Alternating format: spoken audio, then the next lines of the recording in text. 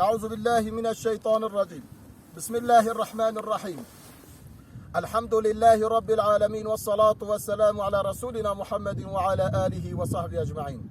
قالي قهدارا ديسا بحديثة كم حضورا ودانا إن شاء الله زي حديثي ورا بخونم أبي حديثي پیغمبر ما علیه الصلاة والسلام که چه مرا امر کریه اما شرح بکن و کلمه ورا بجن.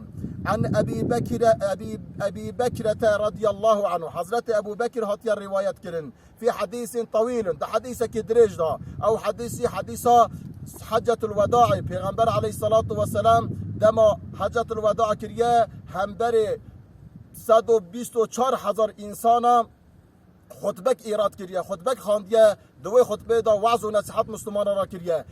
پیغمبر علیه الصلاة والسلام او وعظ و نصیحت خدا وها امر کریه.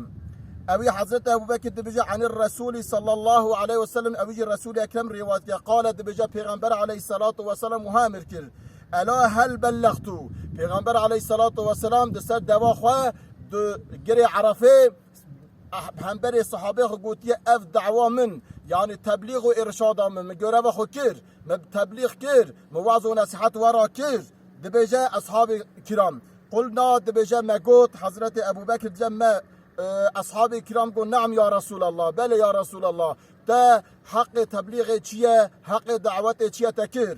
قال پیغمبر علیه الصلاة والسلام پشتوی دست خورا کرد کلمه شهادت هانی و ها گو اللهم اشهد یا ربی تو شهد و اللهم اشهد یا ربی تو شهد و اللهم اشهد یا ربی تو شهد و بشتوی رسول اکرم علیه الصلاة والسلام و امر کرد فلیبلغ الشاهد الغائب.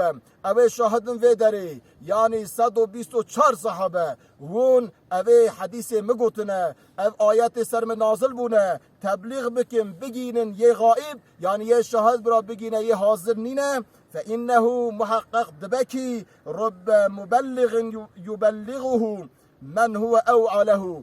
امود هيكي او انسان و در حاضر نینه او حدیث صعبك و او آیت هانه صعبك قرآن صعبك بكي دهار رند گوه خوفك جوان آیت و حدیث را و ده زب عمل بك بروي اصحاب کرام او حدیث روایت مرا کرن او گوتن مرا گوتن اره ام شاهده و جمعیت پیغمبر نبون و توپلانتیا پیغمبر نبون و برفبون پیغمبر نبون علیه الصلاة والسلام. اما پیغمبر علیه الصلاة والسلام دبجه امودام هیکی او و درینینه ده زب گوی خبده وان حدیثا ده زب گوی خبده من و پی عمل بکه. خدای تعالی مبکه جوه طایفه و رسول اکرم علیه الصلاة والسلام سعی بکه گوی خدای عمل بکه. از و همه امانت خدای بکم. السلام علیکم و رحمت الله و برکاته.